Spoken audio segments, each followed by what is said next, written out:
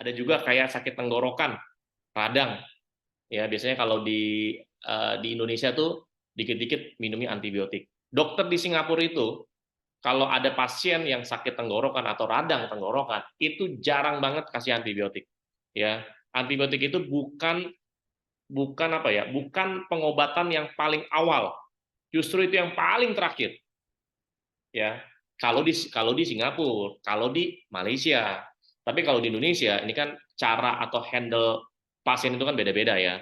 Saya nggak tahu, nggak ada yang salah, nggak ada yang benar sih. Tapi saya kasih informasi aja.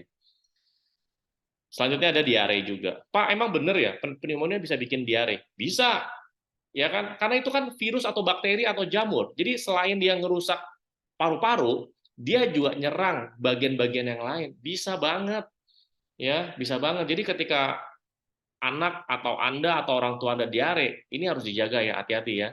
Pokoknya satu hari itu nggak boleh diare lebih dari 5 kali. Ya, apalagi orang tua. Orang tua itu nggak boleh diare itu lebih dari 5 kali, teman-teman.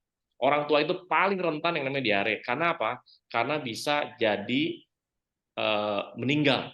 Ya, sama kayak kakek saya yang tadi saya cerita tuh, bisa meninggal. Diare satu hari, besok rest in peace. Ya, yang paling rentan ini adalah orang tua. Dan selanjutnya bersin dan hidung tersumbat. Nah ini ya, itu. Ini kasih kasih air yang hangat aja. Ya, nah nanti jenis airnya apa? Nanti saya akan jelaskan ya. Yang pasti suhunya hangat. Ya, kalau anak lagi bersin atau hidung tersumbat, kasih coba air dalam suhu yang hangat. Biasanya eh, saluran pernafasannya itu lebih ya, lebih kebuka, lebih lega. Kasihan ya, pastilah ya kita punya anak pasti pernah bapil, batuk, pilek ya, tapi amit-amit jangan sampai terjadi namanya pneumonia. Itu panjang tuh perjalanannya itu ya. Nah, risiko jika terinfeksi Mycoplasma pneumonia. Ini saya nggak nakut-nakutin ya teman-teman ya, Bapak Ibu sekalian ya. Ini yang terjadi di lapangan. Angka kematian akibat bakteri Mycoplasma 0,5 sampai 2%. Adapun kasus kematian akibat bakteri ini dialami oleh pasien dengan penyakit komorbid.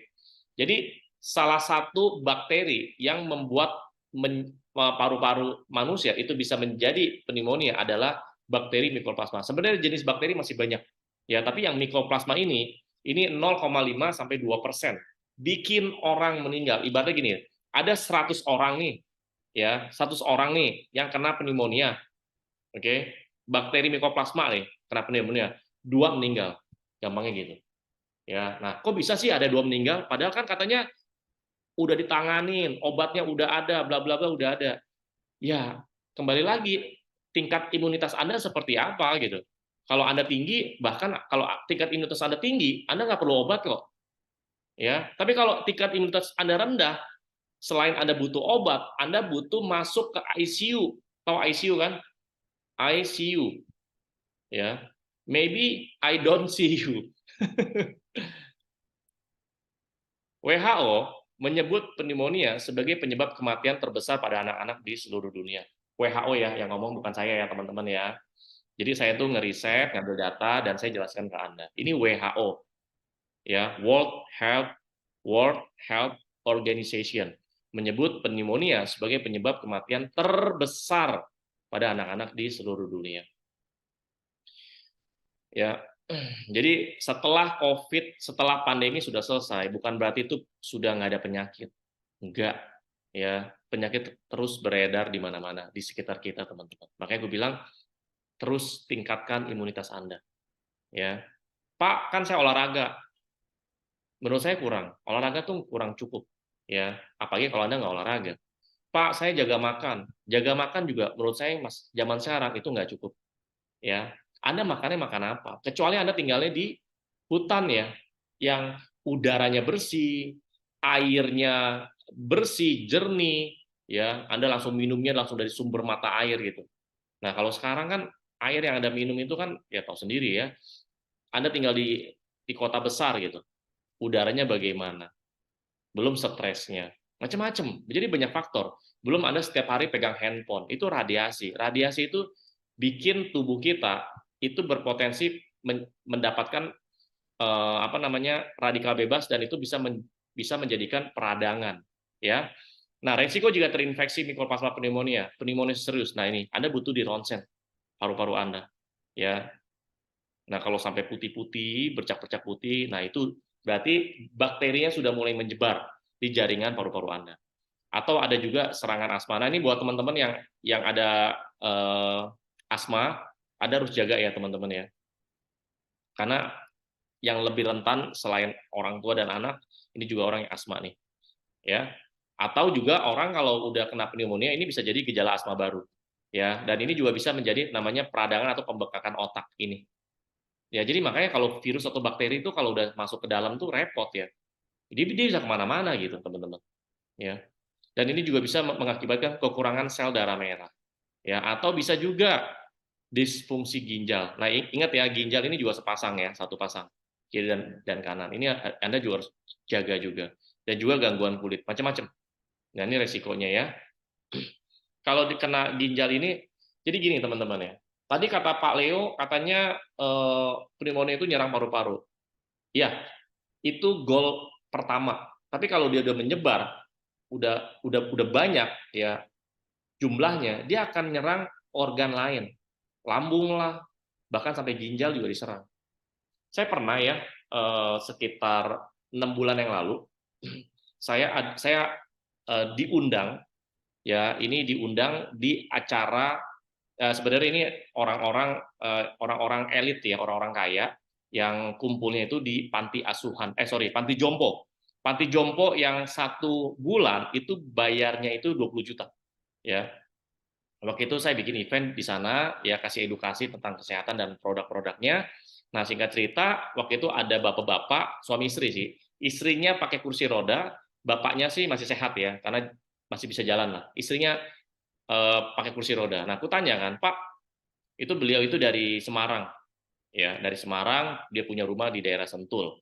Oke, nah panti jomponya itu di daerah Sentul, panti jomponya elit. Nah, aku tanya, Pak, istri Bapak kenapa bisa sampai ada di kursi roda nih? Oh, ini istri saya sekarang itu udah cuci darah.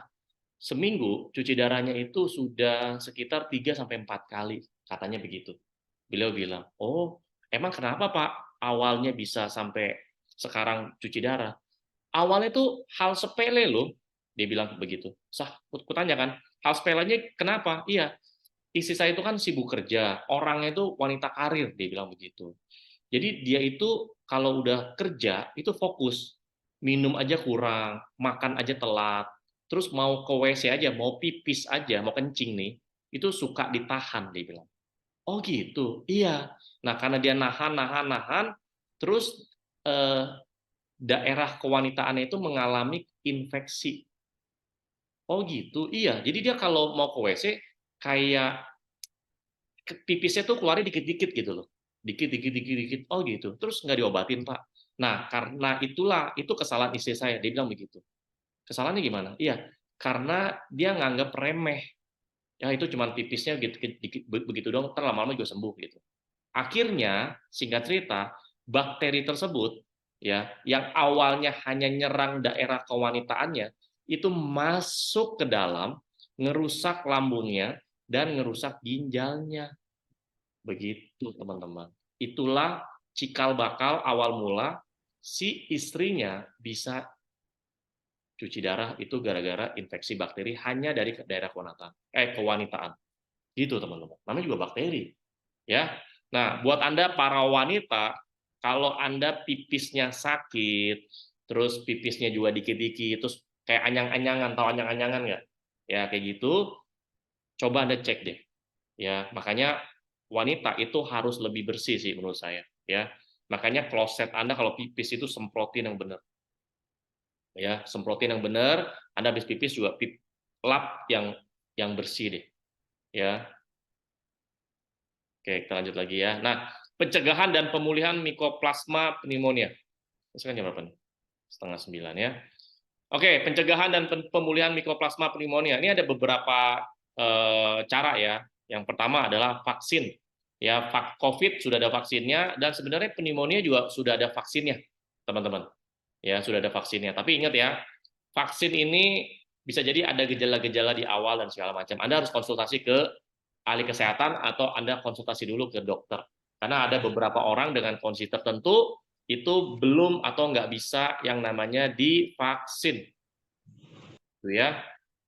Misalkan masih bayi, coba tanya, bisa divaksin nggak? Gitu ya. Nah, selanjutnya, nih, Anda harus jadikan habit atau kebiasaan untuk rutin atau selalu cuci tangan. Pegang barang sesuatu, tangannya dicuci. Ya, jangan habis pegang barang ini, barang itu, habis itu ada makanan, Anda ambil pakai tangan, Anda masukin. Ya, terus ada makanan jatuh nih, jatuh ke meja atau jatuh ke lantai.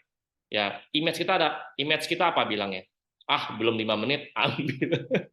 Belum 5 menit, ya baru Anda jatuh cuma 1-2 detik aja. Itu bakteri yang ada di meja, bakteri yang ada di lantai, bakteri yang ada di tanah, itu udah langsung nempel sama makanan Anda. Anda pernah nggak sih di media sosial itu ada satu akun itu yang ngebahas tentang dia tuh bawa ya selalu namanya mikroskop lah. Jadi semua makanan, semua apa itu di mikroskop sampai sampai detail banget. Itu sampai kelihatan tuh bakteri, virus segala macam. Nah, sampai kayak gitu teman-teman. Ya. Nah, ini rutinlah cuci tangan. Nah, saranku kalau pakai sabun jangan pakai ya, kalau cuci tangan kadang-kadang orang Indonesia ya udahlah, yang penting sabun gitu ya. Ya kalau bisa yang lebih lembut lah. Kalau enggak tangan bisa kering. Ya. Nah, selanjutnya hindari ngerokok. Nah, ini yang paling bandel sih biasanya orang kalau udah ngerokok ya.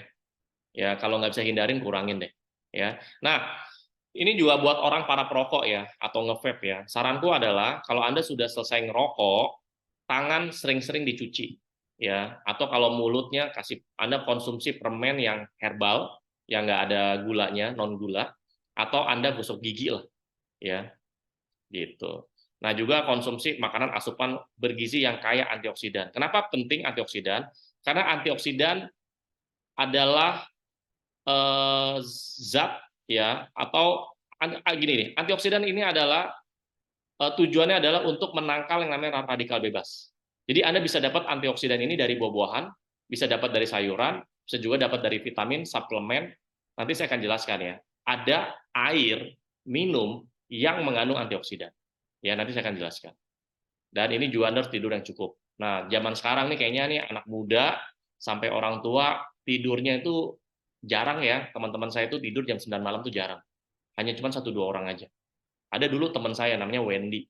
Dia dari kecil ya, itu teman sekolah ya. Dari kecil sampai sekarang itu tidur jam 9.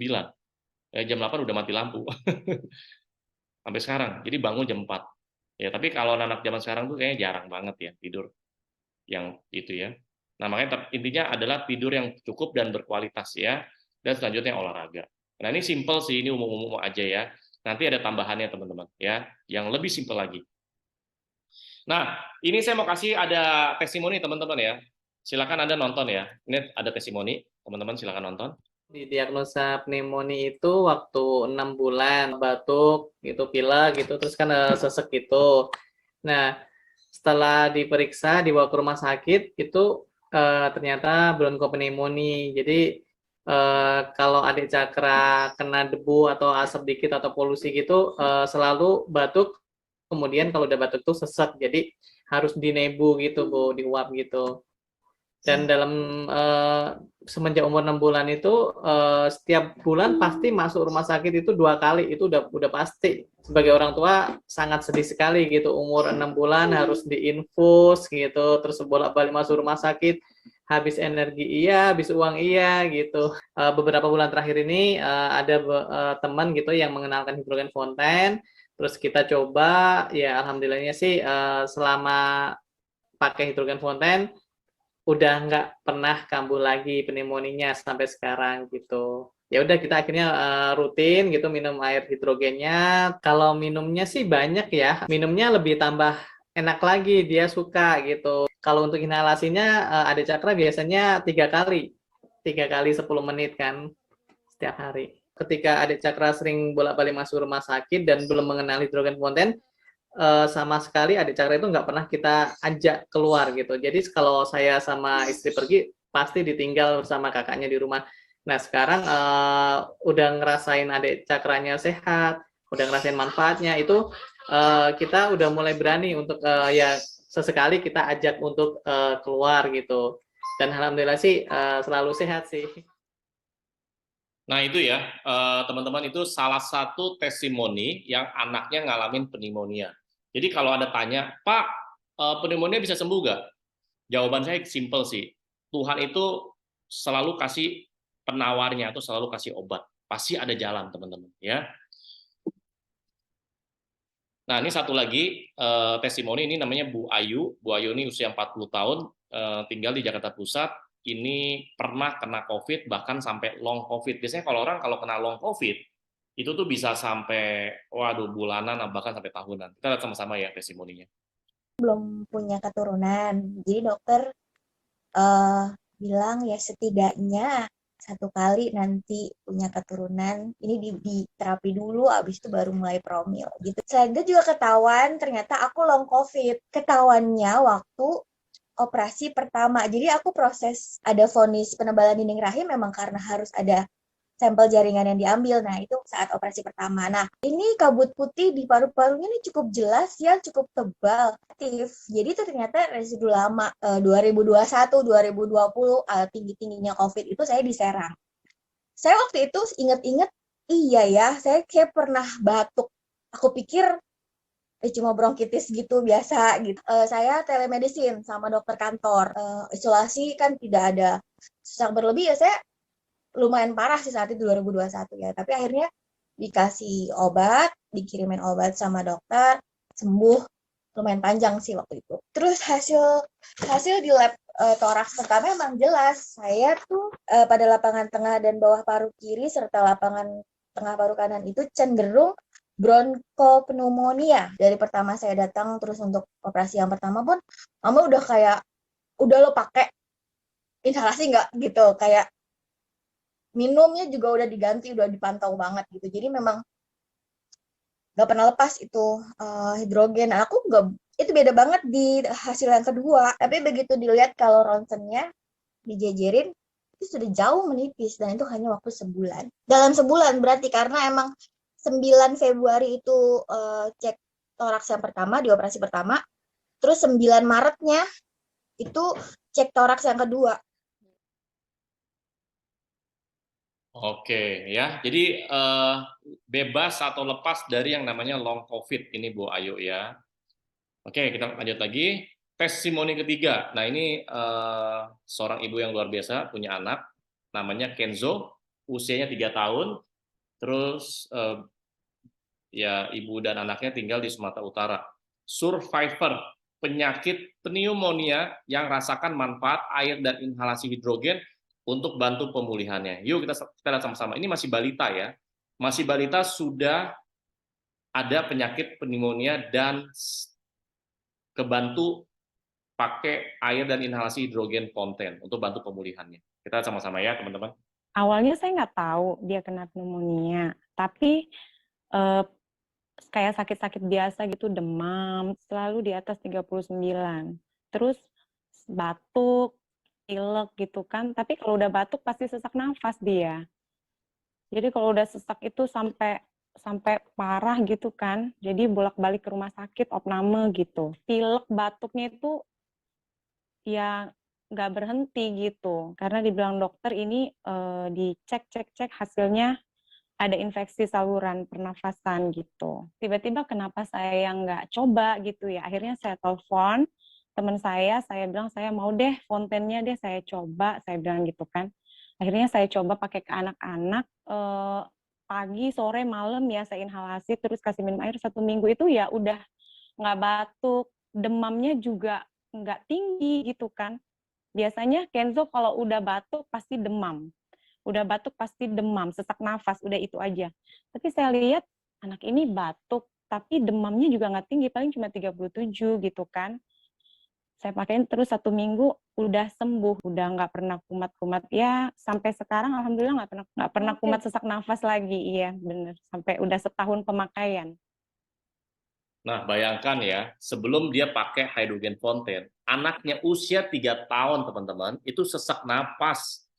Sekarang gini lah, Anda bayangkan ya, Anda bayangkan rasakan. ya, Anda sebagai orang tua ngelihat anak sesak napas itu gimana lihatnya? Umur anaknya 3 tahun. Aduh, udah kayak udah pasti panik semua segala macam kan. Ya, teman-teman jaga ya, jangan sampai itu terjadi amit-amit, jangan ya, teman-teman. Oke, kita lanjut lagi ya. Itu jadi saya udah kasih ya 3 testimoni teman-teman ya melalui produk LWG itu sangat bisa kebantu untuk cegah sekaligus untuk bantu pemulihannya. Kita lanjut ya. Awalnya saya nggak tahu. Ya udah. Oke, ini semua produk LWG tapi saya nggak bahas semuanya. Saya akan bahas produk-produk yang memang untuk bantu cegah sekaligus memulihkan sesuai dengan tema pada hari ini, yaitu pneumonia. Inhalasi hidrogen berpotensi sebagai agen pencegahan dan strategi yang efektif untuk membantu pemulihan pneumonitis atau peradangan paru-paru dan cedera paru-paru, teman-teman. Nah ini, ya. Ini namanya hydrogen fountain. Dia punya fungsi, itu ada 2.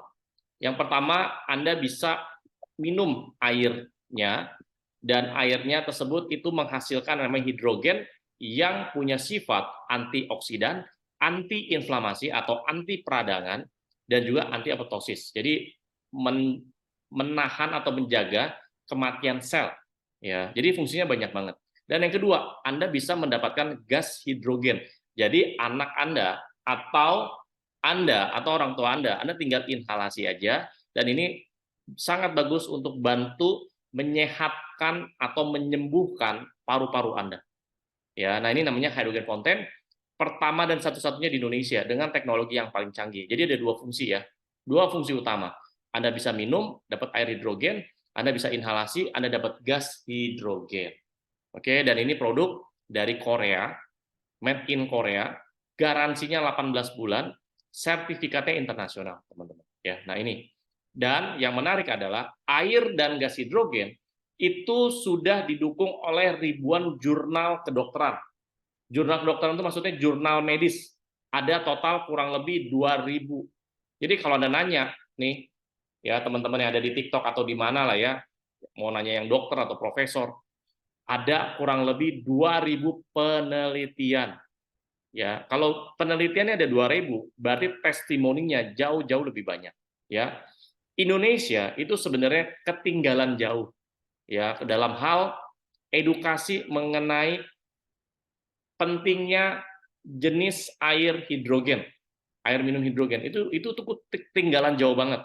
Sama apa? Sama Jepang, Korea, dan Amerika. Di Depkes Jepang itu sudah 1966. Mereka sudah mensahkan dan mensosialisasikan air hidrogen buat masyarakat Jepang. Korea itu 1978. Ya, Amerika itu 2003. Ya, Indonesia boro-boro. Ya, pernah dengar aja kagak. Nah, inilah makanya saya dan teman-teman itu setiap hari itu mengedukasi pentingnya atau khasiat daripada air hidrogen. Kalau Anda hanya mengganti aja air minum yang biasa Anda dengan air hidrogen, kondisi tubuh Anda, imunitas Anda itu jauh lebih sehat, jauh lebih tinggi. Hanya dengan ganti air minum loh. Bukan ganti pola makan loh. Itu baru ganti air minum. Kalau Anda ganti pola makan, otomatis faktor yang membuat Anda sehat itu jadi bertambah. Kalau Anda dari nggak olahraga jadi olahraga, itu jadi lebih nambah lagi, lebih sehat lagi.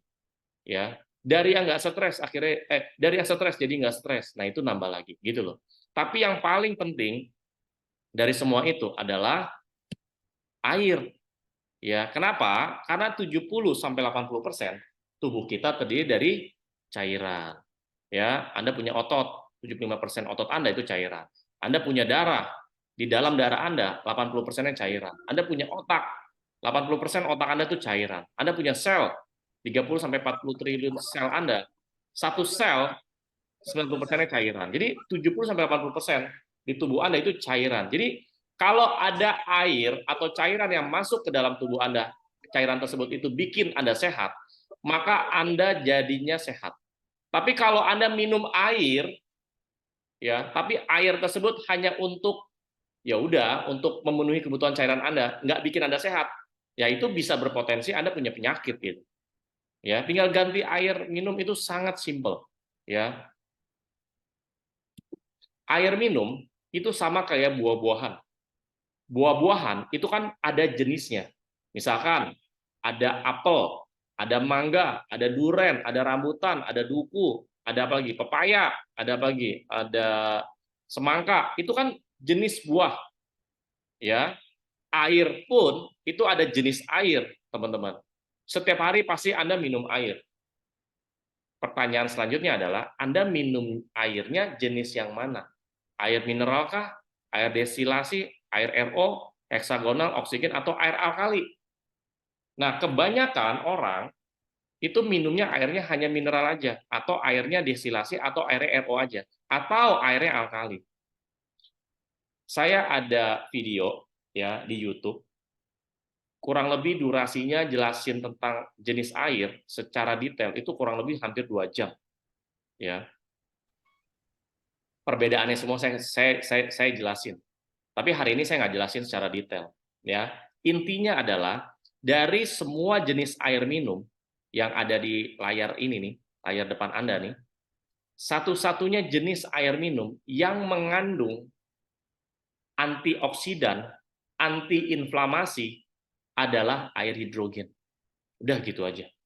Jadi kalau Anda mau menjaga, mencegah, atau menyembuhkan pneumonia, minumnya air hidrogen. Jangan air yang lain. Air yang lain, merek-merek lain, nggak ada penelitiannya, nggak ada penjelasan ilmiahnya, nggak ada edukasi yang mengenai untuk mencegah pneumonia pakai air mineral gitu. Nggak ada. Nggak akan pernah ada. Ya, hanya air hidrogen. Air dan gas hidrogen, teman-teman. Ya.